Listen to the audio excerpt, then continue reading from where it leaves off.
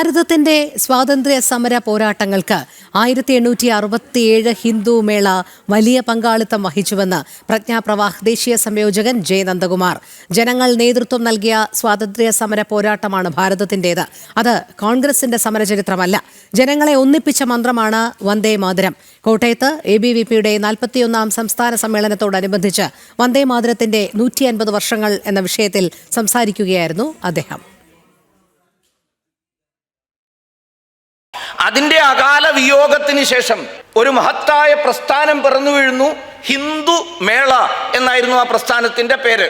ഹിന്ദുമേള എന്നാൽ ദേശീയ മേള എന്ന അർത്ഥത്തിലാണ് ഹിന്ദുമേള എന്ന പേര് കൊടുത്തത്. നാഷണലിസ്റ്റ് നവഗോപാൽ മിത്ര, അതേപോലെ മഹർഷി രാജ്നാരായൺ ബോസ്, അതേപോലെ ടാഗോർ കുടുംബത്തിലെ സത്യേന്ദ്രനാഥ ഠാക്കൂർ, രവീന്ദ്രനാഥ് ടാഗോർ, സ്വാമി വിവേകാനന്ദന്റെ ഫാമിലി കുടുംബത്തിൽപ്പെട്ട ആളുകൾ എല്ലാവരും ചേർന്ന് തുടങ്ങിയതാണ് ഹിന്ദുമേള.